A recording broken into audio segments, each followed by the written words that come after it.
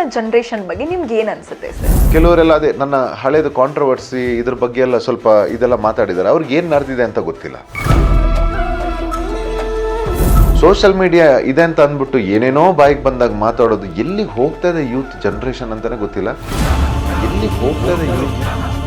ಯಾರು ಇಷ್ಟ ಆದ್ರು ಸರ್? ಎಲ್ಲರೂ ಇಷ್ಟ ಆಗಿದ್ರು. ಅದರಲ್ಲಿ ಜಾಸ್ತಿ ಅಂತ ಅಂದ್ರೆ ಬಹುಶಃ ಬಿಗಿನಿಂಗ್ ಅಲ್ಲಿ ಮಲ್ಲಮ್ಮ, ನಂತರ ಅಶ್ವಿನಿ ಮೇಡಮ್. ಕೊನೆಗೂ ಇಷ್ಟ ಆಗದೆ ಇರೋ ಕ್ಯಾರೆಕ್ಟರ್ ರಕ್ಷಿತಾ ಅಂದ್ರೆ ಸ್ವಲ್ಪ ಆಗ್ತಾ ಇರ್ಲಿಲ್ಲ. ಸ್ವಲ್ಪ ಎಲ್ಲೋ ಇವ್ರಿಗೆ ತಿಳುವಳಿಕೆ ಆಗಲಿ, ಅರಿವು ಸ್ವಲ್ಪ ಕಡಿಮೆ ಇದೆ ಅಂತ. ಅವ್ರಿಗೆ ನನ್ನನ್ನು ತಡ್ಕೊಳಕ್ಕೆ ಆಗ್ತಾ ಇರ್ಲಿಲ್ಲ. ಬಿಗ್ ಬಾಸ್ ಹತ್ರ ಅಳ್ತಾ ಇದ್ರು, ನನ್ನ ಒಂದ್ಸರ್ತಿ ಹೊರಗಡೆ ಕಳಿಸಿ ನನಗೆ ಆಗ್ತಾ ಇಲ್ಲ. ಸುದೀಪ್ ಸರ್ ಹೇಗೆ ನಡೆಸ್ಕೊಡ್ತಾ ಇದ್ರು? ಈ ಸಲ one of the record breaking TRP 12 ಸೀಸನ್ನ ಕಟ್ಟಿ ನಿಲ್ಸಿರೋರು ಅವರು. ಅವರು ಆ ಲೆಟರ್ ಬರೆದು ಕಳಿಸ್ತಾರೆ, ನಿನಗೆ ಗೆಲುವು ಇನ್ನು ತುಂಬ ಜಾಗದಿಂದ ಸಿಗುತ್ತೆ, ಪ್ರೀತಿ ತುಂಬ ಜಾಗದಿಂದ ಸಿಗುತ್ತೆ, ಜಯ ಮಹಾಕಾಲ್, ಲವ್ ಕಿಚ್ಚ ಸಾಗಾ ಅಂತ ಹಾಕಿ, ಇನ್ನು ಮುಂದೆ ಏನು ಸಾಧನೆ ಮಾಡ್ತೀನಿ ಅವ್ರ ಹತ್ರ ಹೆಲ್ಪ್ ಕೇಳೋದಕ್ಕಿಂತ ನಾನು ಇಂಥದ್ದು ಮಾಡಿದ್ದೀನಿ ಕಿಚ್ಚ ಸರ್ ಅಂತ ತೋರಿಸೋದ್ರಲ್ಲಿ ನಾನು ಬಿಲೀವ್ ಮಾಡ್ತೀನಿ. ಇಷ್ಟು ದೊಡ್ಡ ಸಪೋರ್ಟಿಂಗ್ ಫ್ಯಾನ್ ಬೇಸ್ ಅವ್ರಿಗೆ ಇದೆ ಈ ಶೋಗಾಗಲಿ ಅವರಿಗಾಗಲಿ. ಇನ್ನು ಚಿಕ್ಕದು ಒಂದು 4-5 ಈ ರೀತಿ ಏನೇನೋ ಗಲೀಜು ಮಾಡ್ತಾರೆ ಅಂತಂದರೆ ಅದ್ರ ಬಗ್ಗೆ ತಲೆನೇ ಕೆಡಿಸ್ಕೊಳ್ಳಲ್ಲ. ಸರ್, ಜೈ ಮಹಾಕಾಳ್ ಏನು ನಿಮ್ಮ ಲೈಫಲ್ಲಿ ಆ ಪದ ಹೇಗೆ ಸೆನ್ಸೇಷನ್ ಕ್ರಿಯೇಟ್ ಮಾಡ್ತಾ ಇದೆ ಅಂತ? ಯಾರಿಗೆಲ್ಲ ಗಾಡ್ ಫಾದರ್ ಇಲ್ಲ ಅವ್ರಿಗೆ ಗಾಡೆ ಎಲ್ಲ. ಬಿಗ್ ಬಾಸ್ ಅಂತ ನಿಮ್ಗೆ ಸಡನ್ ಆಗಿ ಅದೊಂದ್ರಲ್ಲಿ ಕಾಣಿಸ್ಕೋತೀರಾ. ಬಿಗ್ ಬಾಸ್ ನಿಮ್ಮ ಜರ್ನಿ ಬಗ್ಗೆ ಕೇಳೋದ್ರ ಮುಂಚೆ ಇನ್ನೊಂದು ಪ್ರಶ್ನೆ ಬಿಗ್ ಬಾಸ್ ಕುರಿತಾಗಿ. ನೀವು ಬಿಗ್ ಬಾಸ್ ನ ಈ ಹಿಂದೆಗಳು ನೋಡ್ತಾ ಇದ್ರ? 11 ಸೀಸನ್ ಆಗಿತ್ತಲ್ಲ, ಯಾವ್ದಾದ್ರು ಸೀಸನ್? ಯಾವ್ದು ಸೀಸನ್ ನೋಡಿರೋನಲ್ಲ. ನನಗೆ ಒಂದೇ ಇದ್ದಿದ್ದು, ನನಗೊಂದು ಕನ್ಸಿತ್ತು ಬಿಗ್ ಬಾಸ್ ಆಟ ಆಡ್ಬೇಕು, ಮತ್ತೆ ಕಿಚ್ಚ ಸುದೀಪ್ ಅವ್ರು ಇರ್ಬೇಕಾದ್ರೇನೆ ಆಟ ಆಡ್ಬೇಕು ಅಂತ ಇತ್ತು. ಅದು 2 ವಾರನೇ ನಾನು ಇಟ್ಕೊಂಡಿದ್ದು ನನ್ನ ತಲೆಯಲ್ಲಿ. ಯಾಕಂದರೆ ಯಾವುದೇ PR ಇಲ್ಲದೆ, ಯಾವುದೇ ಆ ಊರವನು ಈ ಊರವನು ಯಾವುದೇ ಸ್ಟ್ರಾಟಜಿ ಇಲ್ಲದೆ ನೋಡಿರೋನು ಅಲ್ಲ. ಸೊ ಅಲ್ಲಿ 2 ವಾರ ಮ್ಯಾಕ್ಸಿಮಮ್ 2 ವಾರ ಇಡ್ತೀನಿ ಅಂತಲೇ ಹೋಗಿದ್ದು ನಾನು. ಬಟ್ ನಾನು ಏನಲ್ಲಿ ಹೋಗಿ ನೋಡಿ ಆಟ ಕಲ್ತ್ಕೊಂಡು ಮತ್ತು ಕಿಚ್ಚ ಸರ್ ಅವ್ರು ಏನು ಹೇಳ್ತಾಯಿದ್ರು ಅದನ್ನ ತಿಳ್ಕೊಂಡು ಆಟ ಆಡ್ತಿದ್ದೆ. ಅದು ನನ್ನನ್ನು ಫಸ್ಟ್ ಜನಗಳಿಗೆ ನನ್ನ ಮೇಲೆ ನಂಬಿಕೆ ಇರಲಿಲ್ಲ. ಬರ್ತಾ ನನಗೆ ತುಂಬ ಪ್ರೀತಿ ಸಿಗ್ತಾ ಹೋಯಿತು. ಅದು ಎಲ್ಲಿವರೆಗೆ ಕರ್ಕೊಂಡು ಬಂತು ಅಂತಂದರೆ ಫೈನಲ್ ವೀಕ್ವರೆಗೆ ಬರ್ತೀನಿ ಅಂತ ನಾನು ಅಂದ್ಕೊಂಡೇ ಇರಲಿಲ್ಲ. ಮಧ್ಯದಲ್ಲಿ ಹೋಗ್ತೀನಿ ಅಂತ ಕೂತಿದ್ದೆ ನಾನು. ಇದು ಬೇರೆ ರೀತಿ ಆಟ ಟರ್ನ್ ಆಗುತ್ತೆ, ಟಾರ್ಗೆಟ್ ಮಾಡ್ತಾ ಇದ್ದಾರೆ. ನಮ್ಮ ಸ್ಟೈಲಲ್ಲಿ ಬಂದರೆ ಈಗ ತಂದೆ ತಾಯಿಗೆ ಬೇಜಾರಾಗುತ್ತೆ, ಇದು ಬೇಡ ನಮಗೆ ಗಲೀಜು ಮಾಡ್ಕೊಳ್ಳೋದು ಅಂತ ಅಂದ್ಕೊಂಡೆ. ಆದರೆ ನನ್ನ ಆ ನಿಲುವು ಏನಾಗಿತ್ತು, ನಾನು ನಿರ್ಧಾರ ತಗೊಳ್ಳೋದು, ನನ್ನ ಪರ್ಫಾರ್ಮೆನ್ಸ್ ಏನಿತ್ತು, ಅದು ಹೊರಗಡೆ ನಮ್ಮ ತಂದೆನೂ ಹೇಳ್ತಾರೆ, ಚೆನ್ನಾಗಿ ಆಟ ಆಡ್ತಾ ಇದೆಯಾ, ನಿನ್ನ ಹಠ ಗೊತ್ತು, ಆಟ ಆಡು ಅಂತ. ಕಿಚ್ಚ ಸರ್ ಹೇಳ್ತಾರೆ, ಹೊರಗಡೆ ಒಂಟಿ ಸಲಗ, 1 ಮ್ಯಾನ್ ಆರ್ಮಿ, ಡ್ಯಾಶಿಂಗ್ ಧ್ರುವ್ ಇದ್ದು ಇಷ್ಟೆಲ್ಲ ವಿದೌಟ್ PR ಅದೆಲ್ಲ ಇಲ್ಲದೆ ಇಷ್ಟೆಲ್ಲ ತಂದು ಕೊಡುತ್ತೆ ಅಂತ ನಾನು ಅಂದ್ಕೊಂಡೇ ಇರಲಿಲ್ಲ. ಅದಲ್ಲದೆ ನಾನು ಏನು ಸೇವೆ ಮಾಡ್ಕೊಂಡು ಬಂದಿದ್ದೀನಿ ಆ ಮನೆದು ನನಗೆ ಸಿಕ್ಕಂಥ ನನ್ನ ಲೈಫ್ ಟೈಮ್ ಒಂದು ಬಹುಮಾನ, ಒಂದು ಪ್ರಶಸ್ತಿ, ಅಂಥ ತೂಕ ಇರೋ ವ್ಯಕ್ತಿ ಬಾದ್ಶಾ ಕಿಚ್ಚ ಸುದೀಪ್ ಅವರಿಂದ ಇಡೀ ಸೀಸನ್ನ ಚಪ್ಪಾಳೆ ಸಿಗೋದಿದೆಯಲ್ಲ ಮೇಡಮ್, ನಾನು ಪುಣ್ಯವಂತ. ಓಕೆ ಹೇಗೆ ಸರ್ ಈ ಸೀಸನ್ ಆಫರ್ ಯಾವ ರೀತಿಯಾಗಿ ಬಂತು? ಆ ಕಾಲ್ ಬಂದಾಗ ನಿಮಗೆ ಯಾವ ರೀತಿ ಫೀಲ್ ಆಗಿತ್ತು? ಪಟ್ ಅಂತ ಓಕೆ ಅಂದ್ರ, ಟೈಮ್ ತಗೊಂಡ್ರಾ, ಹೇಗೆ? ಆ್ಯಕ್ಚುಲಿ ಒಂದು ನನಗೆ ಬಂದಿರುತ್ತೆ ಕಾಲ್, ಬಿಗ್ ಬಾಸ್ಗೆ ಹೋಗೋ ಇಂಟ್ರೆಸ್ಟ್ ಇದೆಯಾ ಅಂತ. ಹ್ಞೂ ಅಂತ ಹೇಳಿರ್ತೀನಿ. ಮತ್ತು ಹೇಮಂತ್ ಅಂತ ಒಬ್ಬರಿದ್ರು, ಲಾಸ್ಟ್ ಟೈಮ್ ಸೀಸನ್ 10ಗೆ ನನ್ನನ್ನು ಕಾಂಟ್ಯಾಕ್ಟ್ ಮಾಡಿರೋರು. ಸರ್ ಬಿಗ್ ಬಾಸ್ ಏನು ಸ್ಟಾರ್ಟ್ ಆಗ್ತಾ ಇದೆಯಾ ಅಂತ ಕೇಳ್ತೀನಿ. ಅವರು ಹೌದು ಇಂಟ್ರೆಸ್ಟ್ ಇದೆಯಾ ಅಂತ. ಹೌದು ಅಂತ ಹೇಳ್ತೀನಿ. ಇಮ್ಮಿಡಿಯೇಟ್ ಪ್ರೋಸೆಸ್ ಆಗುತ್ತೆ. ಆ್ಯಂಡ್ ಅವರೆಲ್ಲ ತುಂಬ ಖುಷಿ ಪಟ್ಟಿದ್ದಾರೆ, ಅಂದರೆ ನನ್ನ ಕಾಸ್ಟಿಂಗ್ ಬಗ್ಗೆ ತುಂಬ ಖುಷಿ ಪಟ್ಟಿದ್ದಾರೆ. ಹೇಗಿತ್ತು ಸರ್ ಬಿಗ್ ಬಾಸ್ ಜರ್ನಿ? ಒಂದು ಯುದ್ಧ ಮೇಡಮ್. ಎಲ್ಲರೂ ಸಾಧಕರೇ ಅಲ್ಲಿ, ಅವ್ರ ಜೊತೆ ಗುದ್ದಾಡಿ ನೀವು, ಅದು ಬೇರೆ ನಾನು ಒಬ್ಬನೇ ನಿಂತ್ಕೊಂಡು ಎಲ್ಲರೂ ಒಂದು ಸೈಡ್ ಅಂತಾದರೆ ನಂದೇ ಒಂದು ಸೈಡ್. ಇಷ್ಟನ್ನು ಅದು ಬಹಳ ಗಟ್ಟಬೇಕು, ಅದಕ್ಕೆ ಬಹಳ ಗಟ್ಟಬೇಕು. ಅದರಲ್ಲಿ ಬೇರೆ ನಮ್ಮನ್ನು ಟಾರ್ಗೆಟ್ ಮಾಡಿ ಟಾಸ್ಕಿಂದ ಹೊರಗಡೆ ಇಡೋದು, ಅದು ಮಾಡೋದು, ಯಾರು ಹೋಗಬೇಕು ಅಂತಂದರೆ ಧ್ರುವಂತಂತ ಹೇಳೋದು. ಇದ್ರ ಮಧ್ಯದಲ್ಲಿ ನನಗೆ ಯಾವುದೆಲ್ಲ ವಿಭಾಗಗಳು ಸಿಗುತ್ತೆ ಅಲ್ಲಿ ನನ್ನ ಎಷ್ಟು ಬೆಸ್ಟ್ ಆಗುತ್ತೆ ಪರ್ಫಾರ್ಮ್ ಮಾಡಿ ನನ್ನನ್ನು ಅಟ್ಲೀಸ್ಟ್ ಟಾಸ್ಕಿಂದ ದೂರ ಇಡಬೇಕು ಇವನ್ನ ಅಂತ ಹೇಳಿದಾಗಲೂ ಅಲ್ಲೂ ಪ್ರೂವ್ ಮಾಡಿಕೊಂಡು ಎಂಡ್ವರೆಗೆ ನಾನು ಬದುಕಿದ್ದೀನಿ. ಅಲ್ಲೂ ಹೌದು, ಖಂಡಿತ. ಸ್ಟಾರ್ಟಿಂಗ್ ಎಲ್ಲ ನೋಡ್ತಾ ಹೋದಾಗ ಮನೆಯಲ್ಲಿರೋರು ಎಲ್ಲ ಟಾರ್ಗೆಟ್ ಮಾಡೋರು, ಹಾಗೆ ಜೊತೆಗೆ ಸೇಫ್ ಏನು ಸುದೀಪ್ ಸರು ಸಂಡೇ ಬಂದು ಸ್ಯಾಟರ್ಡೆ ಬಂದು ಸೇಫ್ ಹೇಳ್ತಾ ಹೋಗ್ತಾ ಇದ್ರು, ಆ ಟೈಮಲ್ಲಿ ಎಲ್ಲದರಲ್ಲೂ ಕೊನೆಯದಾಗಿ ಸೇಫ್ ಆಗ್ತಾ ಇದ್ರಿ. ಆದರೆ ಬಿಗ್ ಬಾಸ್ ಜರ್ನಿ ಆಗ್ತಾ ಬಂದಾಗೆ ನೀವು ಫಸ್ಟ್ ಸೆಕೆಂಡು ಥರ್ಡ್ ಆ ಥರ ಸೇಫ್ ಆಗ್ತಾ ಹೋದ್ರಿ. ಅಂದರೆ ಜನರ ಬೆಂಬಲ ಜಾಸ್ತಿ ಸಿಗ್ತಾ ಇದೆ ಅಂತ ಏನಾದರೂ ಹೋಪ್ ಕ್ರಿಯೇಟ್ ಆಗ್ತಿತ್ತು ಆ ಟೈಮಲ್ಲಿ? ಹೌದು, ಅಂದರೆ ನನಗೆ ಶಾಕ್ ಆಗ್ತಾ ಇತ್ತು. ನಾನು ಎಷ್ಟು ಚೆನ್ನಾಗಿ ಬ್ಯಾಕ್ ಪ್ಯಾಕ್ ಮಾಡ್ತಾ ಇದ್ದೆ ಅಂತಂದರೆ ಇದೇ ಲಾಸ್ಟ್ ವೀಕು ನಾನು ಅಷ್ಟೂ ಪ್ಯಾಕ್, ಕೆಲವರೆಲ್ಲ ಮಾಡ್ತಾ ಇರಲಿಲ್ಲ, ನಾನು ಭಾಳ ಆನೆಸ್ಟಾಗಿ ಪ್ಯಾಕ್ ಮಾಡ್ತಾಯಿದ್ದೆ. ಇದು ಮತ್ತೆ ಕಾನ್ಫಿಡೆನ್ಸ್ ಬರೋಕ್ಕೆ ಶುರು ಆಯಿತು. ಜನಗಳು ನನ್ನನ್ನು ಇಷ್ಟಪಡ್ತಾ ಇದ್ದಾರೆ ಅಂತ ಅದು ಗೊತ್ತಾಯಿತು ನಮಗೆ. ನನ್ನನ್ನು ಇಷ್ಟು ಸೇವ್ ಮಾಡ್ತಾ ಬರ್ತಾಯಿದ್ದಾರೆ. ಮತ್ತೆ ಚಾಲೆಂಜ್ ತಗೊಳ್ತೀನಿ ನಾನು. ಆ ಸೀಕ್ರೆಟ್ ರೂಮಿನ ನಂತರ ನಾವು ನಮ್ಮ ಸ್ಟೈಲಲ್ಲಿ ಆಟ ಆಡೋಕ್ಕೆ ಶುರು ಮಾಡ್ತೀವಿ. ಹೌದು. ಸುದೀಪ್ ಸರ್ನ ಈ ಹಿಂದೆ ಕೂಡ ಭೇಟಿ ಏನಾದರೂ ಮಾಡಿದ್ರ ಬಿಗ್ ಬಾಸ್ ಬಿಟ್ಟು? ಅದೊಂದು ಬಹಳ ಅನುಭವ. ನಾನು ಸುದೀಪ್ ಸರ್ ಹತ್ರ ಒಂದು ಸೆಲ್ಫಿ ತಗೊಳ್ಬೇಕು ಅಂತ ಕಂಠೀರವ ಸ್ಟುಡಿಯೋದಲ್ಲಿ ಅವ್ರದ್ದು ಸೆಟ್ ಹಾಕಿದ್ರು. ಅವ್ರದ್ದು ಡ್ಯಾನ್ಸ್ ಪೋರ್ಷನ್ ಏನೋ ಇತ್ತು. ಸೊ ಹೊರಗಡೆ ನನ್ನ ಶೂಟಿಂಗ್ ಆಗಿತ್ತು ಕಂಠೀರವದಲ್ಲಿ. ಅವ್ರ ಜೊತೆ ಸೆಲ್ಫಿ ತಗೋಬೇಕು ಅಂತ ಸುಮಾರು ಹೊತ್ತು ನಿಂತ್ಕೊಂಡು ಕಾದಿದ್ದೀನಿ. ಅಲ್ಲಿ ಅವ್ರ ಸೆಕ್ಯೂರಿಟಿ ಹತ್ರ ಎಲ್ಲ ಹೇಳಿದ್ದೆ, ನಾನು ಹೀರೋ ಆಗಿ ವರ್ಕ್ ಮಾಡ್ತಿದ್ದೀನಿ ಸೀರಿಯಲಲ್ಲಿ, ಬಂದಾಗ 1 ನಿಮಿಷ ನನಗೆ ಸೆಲ್ಫಿ ಬೇಕು, ನಾನು ಇಲ್ಲೇ ಕಾಯ್ತೀನಿ ಅಂತ ಅವ್ರು ಓಕೆ ಅಂತ ಅಂದಿದ್ರು. ಸೊ ಕಾದು ನಂತರ ಅದು ಫೋಟೋ ನಂಗೆ ಡೌಟ್ ವೈರಲ್ ಆಗಿದೆ, ಅದು ಸೋಷಿಯಲ್ ಮೀಡಿಯಾದಲ್ಲಿ. ಅವರು ಬರ್ತಾರೆ, ಬಂದು ನನ್ನ ಎಕ್ಸೈಟ್ಮೆಂಟ್, ನನಗೆ ಭಾಳ ಇಷ್ಟ ನಮ್ಮ ಮನೇಲಿ ಅವರು ಅಂತಂದರೆ, ಅವ್ರು ನನ್ನ ಹೆಗಲ ಮೇಲೆ ಒಂದು ಕೈ ಇಟ್ಟು ಒಂದು ಫೋಟೋ ಕೊಡ್ತಾರೆ. ಅವ್ರು ವೈಟ್ ಡ್ರೆಸ್ಸಲ್ಲಿ ಇರ್ತಾರೆ, ನಾನು ರೆಡ್ ಟೀ ಶರ್ಟ್ ಹಾಕೊಂಡಿರ್ತೀನಿ. ಶೂಟಿಂಗ್ ಮುಗಿಸಿ ಅವ್ರ ಕಾರ್ ಹತ್ರನೇ ನಿಂತಿರ್ತೀನಿ, ಕೊಡ್ತಾರೆ ಹೋಗ್ತಾರೆ. ಆಗ ಅವರಿಗೆ ನಾನು ಯಾರು ಅಂತಲೂ ಗೊತ್ತಿಲ್ಲ. ಆದರೆ ಇವತ್ತು ಮೇಡಮ್ ಅವರಿಂದ ಚಪ್ಪಾಳೆ ತಗೊಂಡು ಅವರು ಆ ಲೆಟರ್ ಬರೆದು ಕಳಿಸ್ತಾರೆ, ನಿನಗೆ ಗೆಲುವು ಇನ್ನು ತುಂಬ ಜಾಗದಿಂದ ಸಿಗುತ್ತೆ, ಪ್ರೀತಿ ತುಂಬ ಜಾಗದಿಂದ ಸಿಗುತ್ತೆ, ಜಯ ಮಹಾಕಾಲ್, ಲವ್ ಕಿಚ್ಚ ಸಾಗಾ ಅಂತ ಹಾಕಿ, ಮತ್ತು ಸ್ಟೇಜಲ್ಲಾಗಲಿ ಆ ಶೋ ಅಲ್ಲಿ ಅವರು ನಾನು ಏನು ತೊಡಗಿಸ್ಕೊಂಡಿದ್ದೆ ಅದಕ್ಕೆ ಅವ್ರು ಕೊಟ್ಟಂಥ ಪ್ರೀತಿ. ಕೃಷ್ಣಂ ಒಂದೇ ಜಗದ್ಗುರು ಅಂತ ಹೇಳಿದಾಗೆ ನನ್ನ ಆ ಗೇಮಿನಲ್ಲಿ ಅಥವಾ ನನ್ನ ಇನ್ನು ಮುಂದಿನ ಬಾಳಿಗೆ ನನ್ನ ಜಗದ್ಗುರುವಾಗಿ ನಾನು ಅವರ ಅರ್ಜುನನಾಗಿ ನಿಂತು ನನ್ನ ಕೈಯಿಂದ ಇನ್ನು ಎಷ್ಟು ಒಳ್ಳೇದು ಮಾಡಬೇಕು ಅಷ್ಟು ಮಾಡಿ ಹೋಗಬೇಕು ಅನ್ನೋದು ನನ್ನ ಆಸೆ. ಸುದೀಪ್ ಸರ್ ಆಶೀರ್ವಾದ ತಗೊಂಡು ನನ್ನ ಇನ್ನೀ ಕಲಾ ಸೇವೆ ಏನಿದೆ ನಾನು ಅವ್ರಿಗೆ ತೊಂದರೆ ಕೊಡಲ್ಲ. ಈಗ ಅವರ ಆಶೀರ್ವಾದ ಸಿಕ್ಕಿದೆ ನನಗೆ, ನಾನು ಸ್ವಯಂವಾಗಿ ಮಾಡಬೇಕು. ಅವ್ರ ಹತ್ರ ಹೋಗಿ ನನಗೆ ಹೆಲ್ಪ್ ಮಾಡಿ ಅಂತ ಕೇಳೋದು ಭಾಳ ತಪ್ಪಾಗುತ್ತೆ. ಇಲ್ಲಿವರೆಗೆ ಬಂದಿದ್ದೀನಿ. ಅವ್ರದ್ದೊಂದು ನಾನು ಹೇಳ್ದಾಗೆ ನನ್ನ ಜಗದ್ಗುರು ಅವರು, ನನಗೆ ಅವರ ಆಶೀರ್ವಾದ ಮಾಡಿದ್ದಾರೆ. ನಾನು ಅವರ ಪಾದವನ್ನು ಅಷ್ಟು ಭಕ್ತಿಯಿಂದ ಮುಟ್ಟಿದ್ದೀನಿ. ನಾನು ವೇದಿಕೆಯಲ್ಲಿ ಅವ್ರು ನನ್ನನ್ನು ಮುಟ್ಟಿರೋಂಥ ರೀತಿ ಆ ಫೋಟೋ ಇದೆ, ನೋಡಿರ್ಬೋದು. ನಾನು ಅವ್ರ ಕಾಲು ಮುಟ್ತಾ ಇರೋದು ಅವ್ರು ನನ್ನ ಇಷ್ಟೇ. ಇನ್ನು ಮುಂದೆ ಏನು ಸಾಧನೆ ಮಾಡ್ತೀನಿ ಅವ್ರ ಹತ್ರ ಹೆಲ್ಪ್ ಕೇಳೋದಕ್ಕಿಂತ ನಾನು ಇಂಥದ್ದು ಮಾಡಿದ್ದೀನಿ ಕಿಚ್ಚ ಸರ್ ಅಂತ ತೋರಿಸೋದ್ರಲ್ಲಿ ನಾನು ಬಿಲೀವ್ ಮಾಡ್ತೀನಿ. ಸೊ ಅದನ್ನ ಮಾಡಬೇಕು ಅಂತ ಆಸೆ ಇದೆ. ಆವತ್ತು ಅವ್ರು ಅನ್ಕೋಬೇಕು ನಾನು ಚಪ್ಪಾಳೆನ ಕರೆಕ್ಟ್ ವ್ಯಕ್ತಿಗೆ ಕೊಟ್ಟಿದ್ದೀನಿ ಅಂತ. ಓಕೆ, ಒಂದಿಷ್ಟು ಬಿಗ್ ಬಾಸ್ ಫ್ಯಾನ್ಸ್ಗಳಾದರೆ ಇನ್ನೊಂದಿಷ್ಟು ಜನ ಸ್ಯಾಟರ್ಡೆ ಸಂಡೇ ವೀಕೆಂಡ್ಸಲ್ಲಿ ಬರುವ ಸುದೀಪ್ ಸರ್ ಶೋ ಅಂದರೆ ಆ ಪ್ರೋಗ್ರಾಮ್ಗೇನೆ ಸಪ್ರೇಟ್ ಫ್ಯಾನ್ ಬೇಸಸ್ ಇದ್ದಾರೆ. ಹಾಗಾಗಿ ಕೇಳ್ತಾ ಇದ್ದೀನಿ, ಹೇಗಿತ್ತು ಸರ್ ಆ ಸ್ಯಾಟರ್ಡೆ ಸಂಡೇಯ ದಿನದ ನಿಮ್ಮ ಏನು ಎಕ್ಸ್ಪೀರಿಯನ್ಸ್ ಹೇಗಿತ್ತು? ಸುದೀಪ್ ಸರ್ ಹೇಗೆ ನಡೆಸ್ಕೊಡ್ತಾ ಇದ್ರು? ಈ ಸಲ one of the record breaking TRP 12 ಸೀಸನ್ನ ಕಟ್ಟಿ ನಿಲ್ಲಿಸಿರೋರು ಅವರು. ಸೊ ಅವರು ಬರ್ತಾರೆ ಅಂತಂದರೆ ಅವ್ರು ಆಡೋ ಮಾತಿರಲಿ, ಅವರು ಅಲ್ಲಿ ಅವ್ರನ್ನ ನೋಡೋದೇ ಒಂದು ಹಬ್ಬ. ಆ ಶನಿವಾರ ಭಾನುವಾರ ಅನ್ನೋದೇ ಹಬ್ಬ. ಅವ್ರು ಬಂದು ಆ ವ್ಯಕ್ತಿ, ಅವರ ವ್ಯಕ್ತಿತ್ವ, ಅವ್ರು ಮಾತಾಡ್ತಿದ್ದ ರೀತಿ ಅದು ಬಾರಿ ಶೋಗಲ್ಲ, ಪ್ರತಿಯೊಬ್ಬ ಮನುಷ್ಯನ ಜೀವನಕ್ಕೆ ಅವ್ರು ಮಾತಾಡ್ತಿದ್ದಿದ್ದು. ಅಷ್ಟು ತೂಕವಾದಂಥ ಮಾತುಗಳು. ನೀವು ಒಂದೇ ಒಂದು ಮಾತು ಅವ್ರದ್ದು ಒಂದು ವೆಯ್ಟ್ ಇಲ್ದಿರೋದಿಲ್ಲ, ಪ್ರತಿಯೊಬ್ಬನ ಜೀವನಕ್ಕೆ ಬೇಕಾಗಿರೋವಂಥದ್ದು. ಮತ್ತು ಅವರು ತುಂಬ ಮುಂದೆ ಇದ್ದಾರೆ ಮ್ಯಾಮ್. ಅವ್ರಿಗೆ ಸಾಮಾನ್ಯ ಜನರಿಗೆ ಕಂಪೇರ್ ಮಾಡ್ಕೊಳ್ಳೋದಕ್ಕಾಗಲ್ಲ. ಅವರ ಆಲೋಚನೆಗಳು ಭಾಳ ಮುಂದೆ ಇದೆ. ನಮ್ಮ ಜನಗಳು ಅವಿವೇಕಿಗಳು ಏನೇನೋ ಮಾತಾಡ್ತಾರೆ, ಅವ್ರು ಎಲ್ಲಿದ್ದಾರೆ ಇವ್ರು ಎಲ್ಲಿದ್ದಾರೆ ಅದನ್ನು ಅವ್ರು ಕ್ಯಾರು ಮಾಡಲ್ಲ, ನಾವು ಮಾಡಲ್ಲ. ಅವಿವೇಕಿಗಳು ಅದು ಅವರ ಒಂದು ಮೆಂಟ್ಯಾಲಿಟಿನ ಅವ್ರು ಪ್ರೆಸೆಂಟ್ ಮಾಡ್ತಿದ್ದಾರೆ. ಆದರೆ ನಾವೀಗ ಒಂದು ಎಜುಕೇಟೆಡ್ ಆಗಲಿ ಒಂದು ಈ ಸೈಡಲ್ಲಿ ನಾವು ನೋಡೋ ಪ್ರಕಾರ ಅವ್ರು ತುಂಬ ಮುಂದೆ ಇದ್ದಾರೆ. ಅವರ ವಿಚಾರಗಳನ್ನು ನಾವು ಜೀವನದಲ್ಲಿ ಅಳವಡಿಸ್ಕೊಂಡ್ರೆ ನಾವು ತುಂಬ ಮುಂದೆ ಹೋಗ್ತೀವಿ. ಸೊ ಅದನ್ನು ಯಾರಿಗೆ ಬೇಡ ಅದು? ಖಂಡಿತ. ಸೊ ಸೊ ಇಷ್ಟು ಹಿಟ್ ಆಗ್ತಾರೆ, ಇಷ್ಟು ದೊಡ್ಡ ಸಪೋರ್ಟಿಂಗ್ ಫ್ಯಾನ್ ಬೇಸ್ ಅವ್ರಿಗೆ ಇದೆ ಈ ಶೋಗಾಗಲಿ ಅವರಿಗಾಗಲಿ. ಇನ್ನು ಚಿಕ್ಕದು ಒಂದು 4-5 ಈ ರೀತಿ ಏನೇನೋ ಗಲೀಜು ಮಾಡ್ತಾರೆ ಅಂತಂದರೆ ಅದ್ರ ಬಗ್ಗೆ ತಲೆನೇ ಕೆಡಿಸ್ಕೊಳ್ಳಲ್ಲ. ಹೌದು ಹೌದು.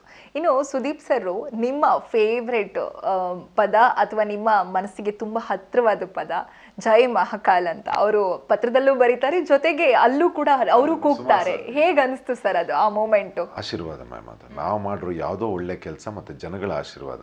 ನನ್ನ ಕಲಾ ಪೋಷಕರು ಯಾರಿದ್ದಾರೆ, ನಾನು ಯಾವಾಗಲೂ ಹೇಳ್ತೀನಿ, ನನ್ನ ತಂದೆ ತಾಯಿ ಹೆತ್ತಿರೋರು, ಆದರೆ ನನ್ನ ಬೆಳೆಸಿರೋರು ನನ್ನ ಜನ. ನನಗೆ 2 ಪೋಷಕರು ಇದ್ದಾರೆ ಅಂತ. ಜನಗಳು ಆಗಲಿ, ವಯಸ್ಸಲ್ಲಿ ಚಿಕ್ಕವರು ದೊಡ್ಡವ್ರು ಯಾರೇ ಇರಲಿ, ನನ್ನನ್ನು ಇಷ್ಟಪಡೋರು ನನ್ನ ಪೋಷಕರು ಅವರು. ಇವರ ಆಶೀರ್ವಾದದಿಂದ 3 ಇದೆ. ಒಂದು ನನ್ನನ್ನು ನೋಡುತ್ತ ಜಯ ಮಹಾಕಾಲ್ ಅಂತ ಅವ್ರು ಹೇಳೋದು, ಇನ್ನೊಂದು ನನ್ನನ್ನು ಕರೆಯೋದು ಧ್ರುವ್. ಅವ್ರು ಕರೆಯೋದು ಅದು ಬಹಳ ರೋಮಾಂಚನ. ಅವ್ರ ಬಾಯಿಂದ ಕೇಳಿದಾಗ ಜಯ ಮಹಾಕಾಲ್ ಹೇಳ್ದಷ್ಟೇ ರೋಮಾಂಚನ ಆಗುತ್ತೆ. ಇನ್ನೊಂದು ನನಗೆ ಅವ್ರು ಕೊಟ್ಟಂಥ ಚಪ್ಪಾಳೆ ಮ್ಯಾಮ್. ಇದು 3 ನನ್ನ ಜೀವ ಇರೋವರೆಗೂ ಮರೆಯಲ್ಲ ನಾನು. ಏನಿದು ಸರ್ ಜೈ ಮಹಾಕಾಲ್? ಏನು ನಿಮ್ಮ ಲೈಫಲ್ಲಿ ಆ ಪದ ಹೇಗೆ ಸೆನ್ಸೇಷನ್ ಕ್ರಿಯೇಟ್ ಮಾಡ್ತಾ ಇದೆ ಅಂತ? ನಾನು ಅದನ್ನೇ ಹೇಳಿದ್ದು, ಯಾರಿಗೆಲ್ಲ ಗಾಡ್ ಫಾದರ್ ಇಲ್ಲ ಅವ್ರಿಗೆ ಗಾಡೇ ಎಲ್ಲ ಅಂತ. ಸೊ ನನಗೆ ಶಿವ ರುದ್ರದೇವರು ನನಗೆ ತುಂಬ ಇಷ್ಟ, ಕಾಲಭೈರವ ರುದ್ರದೇವರು. ಸೊ ನಾನು ಹೀಗೆ ಜಯ ಮಹಾಕಾಲ್ ಅದು ನನಗೆ ತುಂಬ ಶಕ್ತಿ ಕೊಡುತ್ತೆ, ನನ್ನ ಶರೀರಕ್ಕೆ ಮತ್ತು ನನ್ನ ಮೆಂಟಾಲಿಟಿಗೆ ತುಂಬ ಶಕ್ತಿ ಕೊಡುತ್ತೆ. ಇದು ಅಭ್ಯಾಸ ಇತ್ತು. ಶೋಗೆ ಹೋದಾಗ ಏನೇ ಒಂದು ಒಳ್ಳೆ ಮೂಮೆಂಟ್ ಬಂದಾಗ ಅಥವಾ ಟಾಸ್ಕ ಅಥವಾ ಏನೇ ನಾವು ಒಂದು ಬೆಸ್ಟ್ ಮಾಡಿದಾಗ ಅದೊಂದು ಹೇಳ್ತಾಯಿದ್ದೆ ಜಯ ಮಹಾಕಾಲ್ ಅಂತ. ಅದು ತುಂಬ ಎನರ್ಜಿ ಕೊಡ್ತಾಯಿತ್ತು ಮತ್ತು ಬ್ಯಾಡ್ ಎನರ್ಜಿನ ಕಟ್ ಮಾಡ್ತಾಯಿತ್ತು. ಅದು ಎಲ್ಲರದ್ದು ಬ್ಯಾಡ್ ಎನರ್ಜಿ ಕಟ್ ಮಾಡ್ತಾಯಿತ್ತು ಮತ್ತು ತುಂಬ ಎನರ್ಜಿ ಬರ್ತಾಯಿತ್ತು. ಅದೇನಾಯಿತು, ಬ್ರ್ಯಾಂಡ್ ಆಗೋಯ್ತು ಈಗ. ಧ್ರುವಂತಂದರೆ ಜಯ ಮಹಾಕಾಲ್. ಈಗ ಹೆಂಗೆ ಅಂತಂದರೆ ಆಡಿಯನ್ಸ್ಗಳು, ನಾನು ಮೊನ್ನೆ ಗಾಡೀಲಿ ಬರ್ತಾ ಇರಬೇಕಾದ್ರೂ ಬೈಕಲ್ಲಿ ಜಯ ಮಹಾಕಾಲ್ ಅಂತಿದ್ರು. ಅದು ನನಗೆ ಹೇಗೆ ಅನಿಸುತ್ತೆ ಅಂತಂದರೆ, ಆ ಪರಮಾತ್ಮನೇ ನಾನು ನಿನ್ನ ಜೊತೆ ಇದ್ದೀನಿ ಅಂತ ಹೇಳೋ ರೀತಿ ಜನಗಳ ಮುಖಾಂತರ. ನಾನು ಅದೇ ಹೇಳ್ತಿರೋದು, ಬಿಗ್ ಬಾಸಿಂದ ನಾನು ಪಡ್ಕೊಂಡಿರೋದೇ ಜಾಸ್ತಿ ಇದೆ, ಅವಾರ್ಡ್ ಬಿಟ್ಟಾಕಿ ನಾನು ಪಡ್ಕೊಂಡಿರೋದೇ ಬೇರೆ ಇದೆ. ಭಾಳ ಸಂತೋಷ ಇದೆ ಮ್ಯಾಮ್. ಬಿಗ್ ಬಾಸ್ನಲ್ಲಿ ನಿಮ್ಮ ಕ್ಯಾರೆಕ್ಟ್ರು ಜನರಿಗೆ ಎಕ್ಸ್ಪೋಸ್ ಆದ ರೀತಿ ಒಂದು ರೀತಿಯಲ್ಲಾದರೆ, ಇನ್ನೊಂದು ಕಡೆ ಅಲ್ಲಿ ಬೇರೆ ಬೇರೆ ಕ್ಯಾರೆಕ್ಟರ್ಗಳನ್ನು ನೀವು ನೋಡಿದ್ದೀರಾ, ಅವ್ರ ಜೊತೆ ಬದುಕಿದ್ದೀರಾ. ಅಂದರೆ 1-2 ದಿನ 1 ವಾರ ಬೇರೆಯವ್ರ ಜೊತೆ ಬದುಕೋದೇ ಕಷ್ಟ ಇರುತ್ತೆ ಅಂತ ಆ ರೀತಿಯಲ್ಲಿರುವಾಗ ಮನೆ ಕನೆಕ್ಷನ್ನೇ ಇಲ್ಲದೆ ನಮ್ಮ ಹತ್ತಿರದವರಿಂದ ದೂರ ಆಗಿ ಯಾರ್ಯಾರ್ದೋ ಜೊತೆ ಜರ್ನಿ ಮಾಡ್ತೀವಿ ಅಂತಂದ್ರೆ ಅದು ಒಂದು ದೊಡ್ಡ ವಿಶೇಷ. ಹೇಗಿತ್ತು ಸರ್ ಆ ಜರ್ನಿ? ಚಿಕ್ಕದ್ರಿಂದ ಸ್ವಲ್ಪ ಒಬ್ಬಂಟಿನೇ ನಾನು, ಹಾಗಾಗಿ ಅಟ್ಯಾಚ್ಮೆಂಟ್ಸ್ಗಳು ಭಾಳ ಕಡಿಮೆ. ಮತ್ತು ಕೆಲವು ಸಂಬಂಧಗಳಲ್ಲಿ ಭಾಳ ನೋವು ತಿಂದಿರೋನು, ಹಾಗಾಗಿ ಮನುಷ್ಯನ ಬಹಳ ದೂರ ಇರ್ತೀನಿ. ನನಗೆ ಅಷ್ಟು ನಂಬಿಕೆ ಇರೋರ ಜೊತೆ ಮಾತ್ರ ಅಪ್ಪ ಅಮ್ಮ, ನನ್ನ ತಮ್ಮ ಮತ್ತು ನನ್ನ ಕೆಲವು 1-2-3 ಸ್ನೇಹಿತರು ಬಿಟ್ಟರೆ ಬಹಳ ದೂರ ನಾನು ಸೋಷಲೈಸಿಂಗ್. ಸೊ ನನಗೆ ಅದು ಅಷ್ಟು ಕಷ್ಟ ಆಗಲಿಲ್ಲ ಒಳಗಡೆ. ಬಟ್ ನಾನಲ್ಲಿ ಹೋಗಿರೋದೇ ನನ್ನ ವ್ಯಕ್ತಿತ್ವ ಏನು ಅಂತ ತೋರಿಸ್ಕೊಳ್ಳೋದಕ್ಕೆ ಬಂದಿದ್ರಲ್ಲಿ, ನಾನು ಏನು ಕೊಡಬಲ್ಲೆ ಈ ವೇದಿಕೆಗೆ ಅಂತ, ಮತ್ತು ನನ್ನ ರಿಯಲ್ ಏನಿದೆ ಅದನ್ನು ತೋರಿಸೋದಕ್ಕೆ. ನಾನು ಆ್ಯಕ್ಚುಲಿ ಆಟ ಆಡೋಕ್ಕೆ ಹೋಗಲಿಲ್ಲ, ಅಲ್ಲಿ ಬದುಕೋಕ್ಕೆ ಹೋಗಿದ್ದೆ ನನ್ನನ್ನು ತೋರಿಸ್ಕೊಳ್ಳೋದಕ್ಕೆ. ಸೊ ತುಂಬ ಚೆನ್ನಾಗಿತ್ತು. ಅದನ್ನು ಜನಗಳಿಗೆ ನಾನು ತೋರಿಸ್ಕೊಂಡೆ. ನನಗೆ ಯಾವುದ್ರಲ್ಲೂ ಕಷ್ಟ ಆಗಿರಲಿಲ್ಲ. ಮೊಬೈಲ್ ಒಂದು ಮಿಸ್ ಮಾಡ್ತಿದ್ದೆ, ಯಾಕಂದರೆ ತುಂಬ ನಾನು ಎಜುಕೇಟಿವ್. ಬಟ್ ಅದನ್ನು ಜಾಸ್ತಿ ಏನು ನನಗೆ ವ್ಯತ್ಯಾಸ ಆಗಲಿಲ್ಲ ಊಟದಲ್ಲಾಗಲಿ. ಮತ್ತು ನಾನು ಅಂಥ ಫುಡ್ಡಿ ಅಲ್ಲ, ಏನು ಇದ್ರೂ ನಾನು ತಿಂತೀನಿ, ತರಕಾರಿ ಇದನ್ನು ತಿಂತೀನಿ. ಸೊ ಯಾವುದು ಅಂತ ಕಷ್ಟ ಆಗಲಿಲ್ಲ ನನಗೆ. ಮತ್ತು ಅವರು ಈಗ ನನ್ನ ಕಾಂಪಿಟೇಟರ್ಗಳು ನನ್ನನ್ನು ಟಾರ್ಗೆಟ್ ಮಾಡೋದು, ಅದು ಚಾಲೆಂಜ್ ಭಾಳ ಖುಷಿ ಆಗ್ತಿತ್ತು. ಯಾಕಂದರೆ ನಿಜ ಜೀವನದಲ್ಲೂ ಹಾಗೆ ಬಂದಿರೋರು ನಾವು. ನಿಜ ಜೀವನದಲ್ಲಿ 10 ವರ್ಷ ನಾವು ಅದು ಇಂಥದ್ದೆಲ್ಲ ಭಾಳ ನೋಡಿಕೊಂಡೇ ಬಂದಿರೋರು. ಸೊ ನಾನು ಎಂಜಾಯ್ ಮಾಡಿದ್ದೀನಿ, ಅಲ್ಲಿ ಬದುಕಿದ್ದೀನಿ. ಸೊ ಹಾಗಾಗಿ ಯಾವುದು ಕಷ್ಟ ಅಂತ ಆಗಲಿಲ್ಲ ನನಗೆ.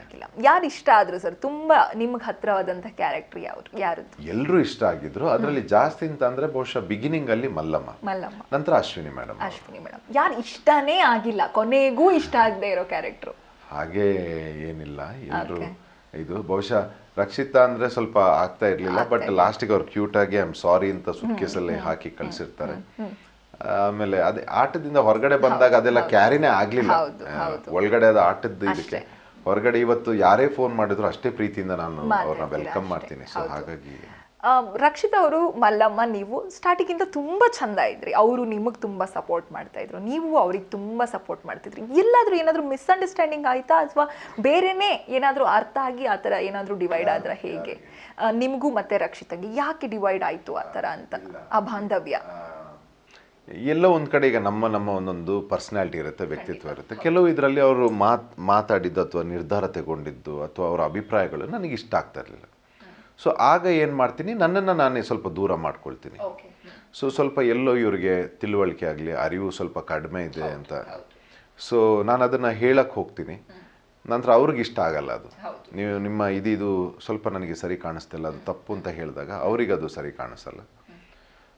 ಸೊ ಆ ರೀತಿಯಲ್ಲಿ ನನ್ನನ್ನು ನಾನು ಅವರಿಂದ ದೂರ ಇಡ್ತೀನಿ. ಮತ್ತು ಅದು ಬೇರೆ ಅವ್ರಿಗೆ ಒಂಥರ ನನ್ನ ಮೇಲೆ ಬೇರೆ ಬೇರೆ ರೀತಿಯವರು ಹೇಟ್ ಮಾಡೋದಕ್ಕೆ ಶುರು ಮಾಡ್ತಾರೆ. ಹೇಗೇನದು ಆಟದ ಬರದಲ್ಲಿ ಇದಾಗೋದು. ಮತ್ತು ಅದಕ್ಕೇನು ಕೌಂಟ್ರ್ ಕೊಟ್ಕೊಂಡು ನಾವು ಆಟ ಆಡ್ಕೊಂಡು ಬಂದ್ವಿ. ಅಷ್ಟು ದೊಡ್ಡ ಮನೆಯಲ್ಲೇ ಸಾಕಷ್ಟು ಇರಿಟೇಟ್ ಆಗ್ತಾ ಇದ್ರಿ ಒಬ್ರಿಗೊಬ್ರು, ಆದ್ರೆ ಸೀಕ್ರೆಟ್ ರೂಮ್ಗೆ ಹಾಕ್ಬಿಡ್ತಾರೆ, ಇಬ್ರು ಒಟ್ಟಿಗೆ ಹಾಕ್ಬಿಡ್ತಾರೆ. ಆಗ ಹೇಗಿತ್ತು ಸರ್ ಆ ಟೈಮು? ಅದು ಯಾರು ಪ್ಲ್ಯಾನ್ ಮಾಡಿದ್ರು? ಈ ರೀತಿ ಎಲ್ಲ ಆಗುತ್ತೆ ಅಂತ ಅಂದ್ಕೊಂಡಿರಲಿಲ್ಲ. ಸೀಕ್ರೆಟ್ ರೂಮಿಗೆ ಅದು ಬೇರೆ ಹೋಗಿ ಆ ರಕ್ಷಿತ್ ಅವ್ರ ಜೊತೆ, ಅದು ಎಷ್ಟೋ ಸೀಸನ್ಗಳಾದ ನಂತರ ನಮಗೋಸ್ಕರ ಸೀಕ್ರೆಟ್ ರೂಮ್ದೊಂದು ಕಾನ್ಸೆಪ್ಟ್ ಮಾಡಿದ್ದಾರೆ. ಅವರಿಗೆ ಅಲ್ಲಿ ಅವ್ರಿಗೆ ಯಾರೋ ಆಗ್ತಾ ಇರಲಿಲ್ಲ, ಅವ್ರನ್ನ ಕಳಿಸ್ಬೇಕು, ಸ್ವಲ್ಪ ಸಾಫ್ಟ್ ಪ್ಲೇಯರ್ಸ್ನ ಹಾಕಿ ಕಳಿಸ್ಬೇಕು ಅಂತ. ಈ ಕಡೆ ಅವ್ರ ಫೇವ್ರೇಟ್ನ ಸ್ಟ್ರಾಂಗ್ ಕಂಟೆಂಡರ್ನ ಹಾಕಿ ಅವ್ರನ್ನ ಗೆಲ್ಲಿಸ್ಬೇಕು ಅನ್ನೋ. ನಾವು ಅನ್ಫೇರ್ ಮಾಡೋದೇ ಬೇಡ, ಜಸ್ಟಿಸ್ ಆಗಬೇಕು. ಆಟದಲ್ಲಿ ಈ ರೀತಿ ಮೋಸ ಮಾಡೋದು ನನ್ನ ವ್ಯಕ್ತಿತ್ವ ಅಲ್ಲ. ಈ ಎರಡಕ್ಕೆ ನಮ್ಮ ವಿರುದ್ಧ ಜಗಳ ಆಡಿ ಎಲ್ಲೋ ನಾನು ಹೇಗಾದರೂ ಮಾಡಿ ಅದನ್ನು ಅವರೊಂದು ಹೇಳಿದ್ರೆ ನಾನೊಂದು ಬೇರೆ ರೀತಿ ಇದು ಮಾಡಿ ಅದನ್ನು. ಸೊ ಅಲ್ಲಿ ಏನಾಗ್ತಾ ಇತ್ತು, ಅವ್ರಿಗೆ ಏನು ಐಡಿಯಾ ಮಾಡ್ತಿದ್ರು ಅದ್ರ ಉಲ್ಟನೇ ಆಗ್ತಾಯಿತ್ತು. ನಾನು ಅದನ್ನು ಎಂಜಾಯ್ ಮಾಡ್ತಾ ಇದ್ದೆ. ಸೊ ಹಾಗೆ ಅವ್ರಿಗೆ ನನ್ನನ್ನು ತಡ್ಕೊಳಕ್ಕೆ ಆಗ್ತಾ ಇರಲಿಲ್ಲ. ಬಿಗ್ ಬಾಸ್ ಹತ್ರ ಅಳ್ತಾ ಇದ್ರು, ನನ್ನ ಒಂದ್ಸರ್ತಿ ಹೊರಗಡೆ ಕಳಿಸಿ ನನಗೆ ಆಗ್ತಾ ಇಲ್ಲ. ಸೊ ಬಟ್ ಹೊರಗಡೆ ಅದು ಈ ರೀತಿ ಎಂಟರ್ಟೈನ್ಮೆಂಟ್ ಆಗಿ ಟರ್ನ್ ಆಗಿರೋದು ನನಗೆ ಬಹಳ ಖುಷಿ ಇದೆ, ಬಹಳ ಖುಷಿ. ಬಹುಶಃ ಒಳಗಡೆ ಇದ್ದಾಗ ನೀವು ಕಿತ್ತಾಡ್ತಾ ಇದ್ರೆ ಒಳಗಡೆ ಅವ್ರು ಮಾತ್ರ ಕಿರ್ಚಾಡ್ತಾ ಇದ್ರು, ನೀವು ಫುಲ್ ಪೇಷನ್ಸ್ ಆಗಿ ಅಪೋಸ್ ಮಾಡ್ತಾ ಇದ್ರಿ, ಫುಲ್ ರಿಟರ್ನ್ ಆ ರೀತಿ ಕ್ಯಾರೆಕ್ಟರ್. ಯಾಕಂದ್ರೆ ನಾವು ಅಲ್ಲಿ ಜೀವಂತವಾಗಿ ಬರ್ಬೇಕಲ್ಲ ಮೇಡಮ್. ನಾವು ಹಾಗೆ ಮಾಡಿ ಇವ್ರು ಏನಾದ್ರು ನಮ್ಮ ತಲೆ ಮೇಲೆ ಮಲಗಿರ್ಬೇಕಾದ್ರೆ ಎತ್ತಾಕ್ಬಿಟ್ರೆ. ಹೌದು ಹೌದು ಆ ಥರ. ಓಕೆ ಹಾಗೆ. ಓಕೆ, ಬಿಗ್ ಬಾಸ್ ಜರ್ನಿ ಮುಗೀತು, ಹೊಸತನ ಧ್ರುವಂತ್ ಹೊಸತನ ಆ್ಯಂಡ್ ಆಗಲೇ ಹೇಳ್ದಾಗೆ ಒನ್ ಮ್ಯಾನ್ ಆರ್ಮಿ ಆ್ಯಂಡ್ ನೇರ ನುಡಿ ಆ ರೀತಿಯಾಗಿ ಎಲ್ಲ ಜನರಿಗೆ ಫುಲ್ ಹತ್ರ ಆದ್ರಿ. ಜೊತೆಗೆ ಒಂದಿಷ್ಟು ಆಫರ್ಸ್ಗಳು ನಿಮಗೆ ಬಂದಿರಬಹುದೇನೋ, ಹಾಗಾಗಿ ಕೇಳ್ತಾ ಇದ್ದೀನಿ. ಏನಾದರೂ ಸಿನಿಮಾ ಅಥವಾ ಸೀರಿಯಲ್ ಆಫರ್ಸ್ ಏನಾದರೂ ಬಂದಿದೆಯಾ? ಬಂದಿದೆ ಅಂತ ನನ್ನ ಸ್ನೇಹಿತರಿಗೆಲ್ಲ ಬಂದಿದೆ ಕಾಲ್ಸ್. ಇವ್ರನ್ನ ರೀಚ್ ಆಗಬೇಕು, ಕೆಲವು ನಿರ್ಮಾಪಕರುಗಳು ಇಷ್ಟಪಟ್ಟಿದ್ದಾರಂತೆ. ಇನ್ನೂ ಗೊತ್ತಿಲ್ಲ, ನಾನು ಮೀಟಿಂಗ್ಸ್ ರಿಸೀವ್ ಮಾಡಿಲ್ಲ. ಯಾಕಂದರೆ ಮಾಧ್ಯಮದವರು ನಮ್ಮನ್ನು ಬೆಳೆಸ್ತಾ ಇರೋರು. ಸೊ ಅವ್ರನ್ನೇ ಎಲ್ಲ ಕವರ್ ಮಾಡ್ತಾ ಇದ್ದೀನಿ. ಸೊ ಗೊತ್ತಿಲ್ಲ ಈಗ ನೆಕ್ಸ್ಟ್ ಏನು ಅಂತ. ಸ್ವಲ್ಪ ಬ್ರೇಕ್ ತಗೊಳ್ತೀನಿ. ಮತ್ತು ನಾನು ಹೇಳಿದಾಗೆ ನನ್ನ ಸಿನಿಮಾನೇ ನಾನು ವರ್ಕ್ ಮಾಡ್ತಾ ಇರೋದ್ರಿಂದ ನೋಡಬೇಕು ಅದಕ್ಕೆ ಹೇಗೆ ಬ್ಯಾಲೆನ್ಸ್ ಮಾಡಿಕೊಂಡು. ಮತ್ತು ವಾಹಿನಿ ನನಗೆ ತುಂಬ ಕೊಟ್ಟಿದೆ. ಸೊ ನನ್ನ ಪ್ರಯಾರಿಟಿ ಅವರು ಆಗಿರ್ತಾರೆ. ಸೊ ಅವ್ರು ಏನು ನನಗೆ ತರ್ತಾ ಇದ್ದಾರೆ ಅಂತಲೂ ಗೊತ್ತಿಲ್ಲ. ಸೊ ಈಗ ಫ್ರೆಶ್ ಆಗಿರೋದ್ರಿಂದ ಈಗ ಅದನ್ನು ಇನ್ನು ನೆಕ್ಸ್ಟ್ ಟಚ್ ಮಾಡ್ತೀನಿ.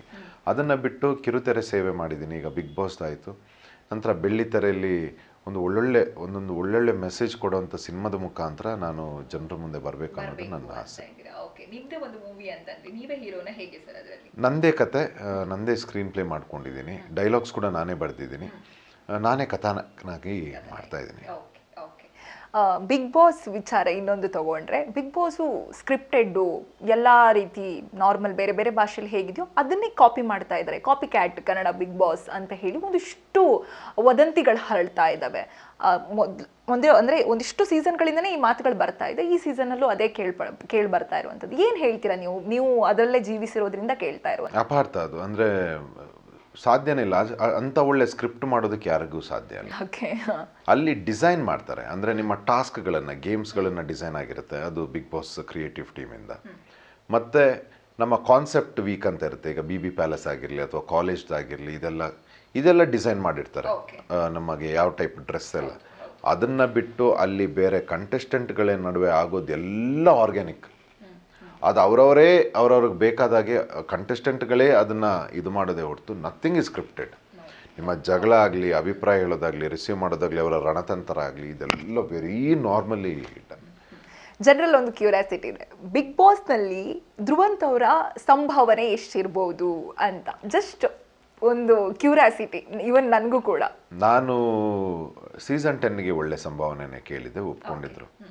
ಆದರೆ ಈ ಸಲ ಅದೇ ಕಿಚ್ಚ ಸರ್ ಇರಬೇಕಾದ್ರೇ ಇದು ಮಾಡಬೇಕು ಅಂತ ಸಂಭಾವನೆ ಬಗ್ಗೆ ನಾನು ಇದು ಮಾಡಲಿಲ್ಲ. ಲಾಸ್ಟ್ ಸೀಸನ್ 10ಗೆ ಏನು ಹೇಳಿದ್ರು ಅದ್ರದ್ದು ಅರ್ಧನೇ ನಾನು ಈ ಸರ್ತಿ ಕೋಟ್ ಮಾಡಿದ್ದು. ಸೊ ಜಾಸ್ತಿ ಇಲ್ಲ, ಜಾಸ್ತಿ ತಗೊಂಡಿಲ್ಲ ನಾನು ಸಂಭಾವನೆ. ಕಂಪೇರಿಂಗ್ ಟು ಅದರ್ಸ್ ನಾನು ಜಾಸ್ತಿ ತಗೊಂಡಿಲ್ಲ. ಬಟ್ ನನಗೇನು ಪಡ್ಕೋಬೇಕಿತ್ತು ಇಂಥ ಒಂದು ವೇದಿಕೆಯಿಂದ ಅದನ್ನು ಪಡ್ಕೊಂಡು ಬಂದಿದ್ದೀನಿ. ಸಿಕ್ಕಿದೆ, ಜಾಸ್ತಿನೇ ಸಿಕ್ಕಿದೆ. ಸೊ ಅದ್ರ ಬಗ್ಗೆ ಸಂತೋಷ ಇದೆ. ಧ್ರುವಂತ ಯಾರು ಅಂತ ಗೊತ್ತಿರಲಿಲ್ಲ ಯಾರಿಗೂ.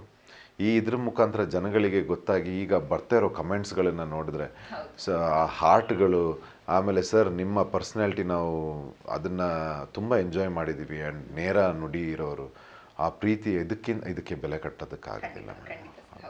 ಇನ್ನು ಒಂದಿಷ್ಟು ಸಮಾಜದ ಬಗ್ಗೆ ಕಾಳಜಿ ಇರೋರು ನೀವು, ಸಾಕಷ್ಟು ಸಮಾಜಮುಖಿ ಕೆಲಸಗಳಲ್ಲಿ ತಮ್ಮನ್ನು ತಾವು ತೊಡಗಿಸ್ಕೋತಾ ಇದ್ದೀರಾ. ಹಾಗಾಗಿ ಕೇಳ್ತಾ ಇದ್ದೀನಿ, ಈಗಿನ ಜನ್ರೇಷನ್ ಬಗ್ಗೆ ನಿಮ್ಗೆ ಏನು ಅನಿಸುತ್ತೆ ಸರ್? ತುಂಬ ರಾಂಗ್ ಡೈರೆಕ್ಷನಲ್ಲಿ ಹೋಗ್ತಾ ಇದ್ದಾರೆ ಮೇಡಮ್. ಟೀಚರ್ಸ್ಗಳು ಏನು ಕಲಿಸ್ತಾ ಇದ್ದಾರೆ ಅಂತ ಗೊತ್ತಾಗ್ತಿಲ್ಲ. It's a very serious concern. ನಾನು ಮೆಜಾರಿಟಿಯಾಗಿ ನೋಡ್ತಾ ಇದ್ದೀನಿ, ವಿದ್ಯೆ ಅನ್ನೋದು ಏನಾಗಿದೆ, ಬರೀ ಒಂದು ನನಗೆ ಡೌಟು, ಬರೀ ಒಂದು ಕಂಪನಿಗೆ ಜಾಬ್ ತಗೊಳ್ಳೋದಕ್ಕೆ ಸೀಮಿತವಾಗಿದೆ ಅಂತ ಅನ್ನಿಸ್ತಾ ಇದೆ. ವಿದ್ಯೆ ಅನ್ನೋದು ಮೋರಲ್ ವ್ಯಾಲ್ಯೂಸೇ ಇಲ್ಲ. ನೀವು ನೋಡಿ ಈಗ ಯಂಗ್ಸ್ಟರ್ಸ್ ಮೇಡಮ್, ನಾವೀಗ ಏನು ಈಗ ಸೋಷಿಯಲ್ ಮೀಡಿಯಾ ಯುಗ, ಇದರಲ್ಲಿ ನೋಡಿ ಒಂದೊಂದು ಕಮೆಂಟ್ಸ್ಗಳು ಹಾಕ್ತಿರೋದು, ಅವ್ರು ಮಾಡ್ತಾ ಇರೋದು ಬಿಹೇವಿಯರ್, ವರ್ತನೆ, ಇದು ಏನು ಉದಾಹರಣೆ ಹೋಗ್ತಾ ಇದೆ ಸಮಾಜಕ್ಕೆ, ಏನು ಆಗ್ತಾಯಿದೆ ಅಂತಲೇ ಗೊತ್ತಾಗ್ತಿಲ್ಲ. ಇವರೆಲ್ಲ ಶಾಲೆಗೆ ಹೋಗಿದ್ದಾರೆ. ಶಾಲೆಗೆ ಹೋಗಿದ್ರೆ ಇವರಿಗೆ ಶಿಕ್ಷಣ ಕೊಟ್ಟಿರೋಂಥ ಶಿಕ್ಷಕರ ಗುಣಮಟ್ಟ ಎಷ್ಟಿದೆ, ಇವರ ಮನೆಯಲ್ಲಿ ಬಂದಿರೋ ಕಲ್ಚರ್ಗಳು ಎಷ್ಟು ಗುಣಮಟ್ಟ ಎಷ್ಟಿದೆ ಅಂತ ನನಗೆ ಈಗ ಅದನ್ನು ಕೆಲವರೆಲ್ಲ ಅದೇ ನನ್ನ ಹಳೇದು ಕಾಂಟ್ರವರ್ಸಿ ಇದ್ರ ಬಗ್ಗೆ ಎಲ್ಲ ಸ್ವಲ್ಪ ಇದೆಲ್ಲ ಮಾತಾಡಿದ್ದಾರೆ. ಅವ್ರಿಗೆ ಏನು ನಡೆದಿದೆ ಅಂತ ಗೊತ್ತಿಲ್ಲ. ಮಾತಾಡೋದು ಬೇರೆ ಸುಲಭ, ಸೋಷಲ್ ಮೀಡಿಯಾ ಅದನ್ನು ಏನೋ ತಂದು ನನ್ನನ್ನು ಹೆಸರು ಡ್ಯಾಮೇಜ್ ಮಾಡೋದಲ್ಲ. ಅವ್ರಿಗೆ ಗೊತ್ತಿಲ್ಲ ಏನು ನಡೆದಿಲ್ಲ.